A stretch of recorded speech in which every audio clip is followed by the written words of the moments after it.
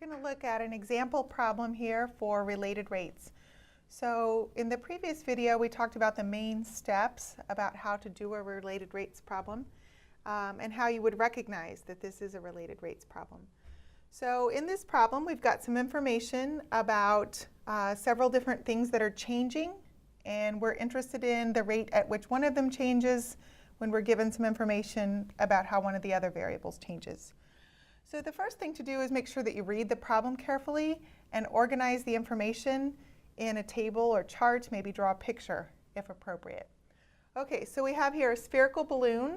We've got some information about the volume decreasing, and we're asked to find some information about how the radius of the balloon changes.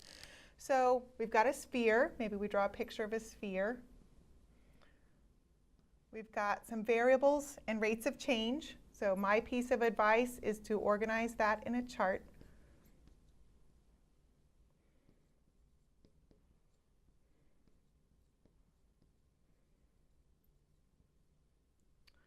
Okay, so the problem talks about the volume changing. So we have one of the variables, our volume, and so I'm going to use V for volume, and then we also have some information about a rate of change for that volume, how it's changing with respect to time. So I've used dV dt here.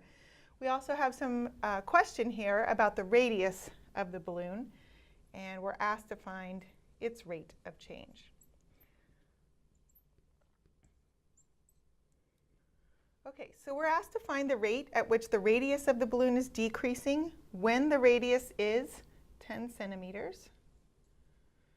We're given some information about the rate at which the volume of the balloon is changing.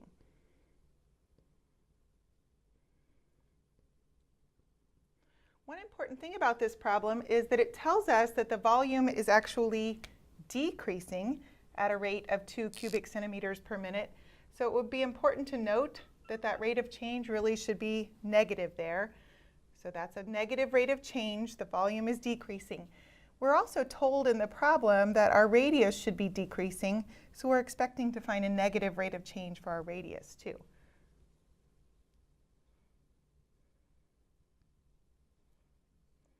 So some problems you can get away with being a little bit sloppy about your positives and negatives on your rates of change, because you can think about what would make sense at the end, but not in every problem. So you want to get in the habit of being careful about that.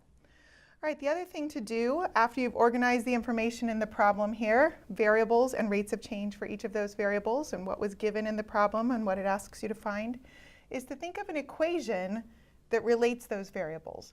So this is where you either know something or you look it up.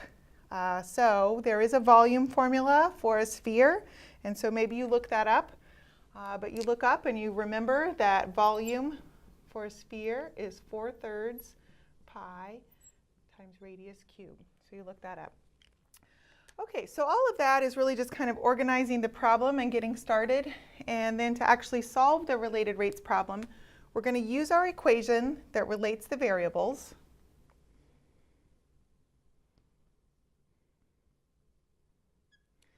And then for related rates problems, the rates of change are given with respect to time.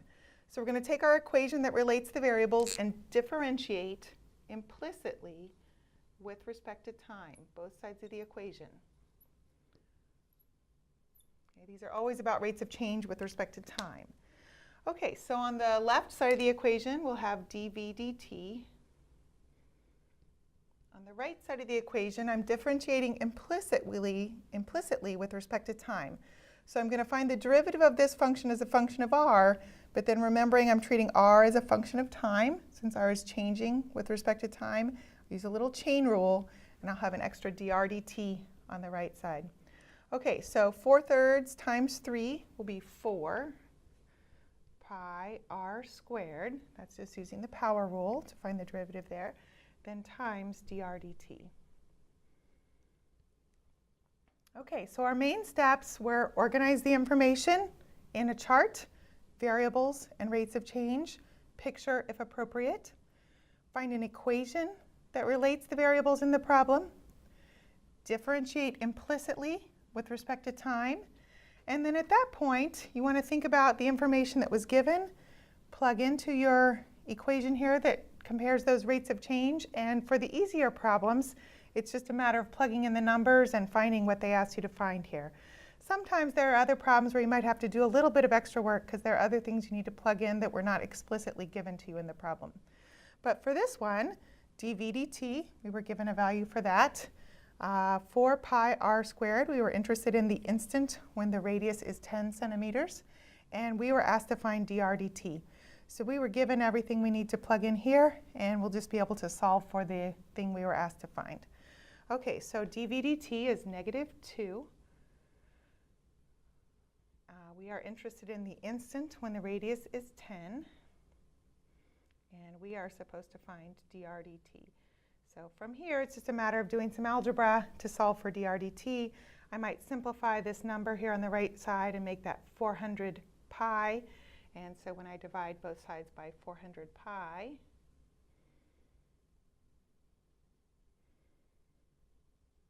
I get this value. We can reduce that. 2 goes into 400 200 times. So I could also rewrite that as -1 over 200 pi. If you want a decimal approximation, get out your calculator, you get about 0.0016. And I should label my answer using correct units. So thinking about what it is we're finding here, we're finding a rate of change of radius with respect to time. In this problem, radius is measured in centimeters and time is measured in minutes. So this rate of change here would be in centimeters per minute. So the rate of change for the radius, the rate at which the radius is decreasing, is -1 over 200 pi, or approximately -0.0016 centimeters per minute. Negative because we have a decreasing variable there. Okay, we'll look at some more examples of other related rates problems.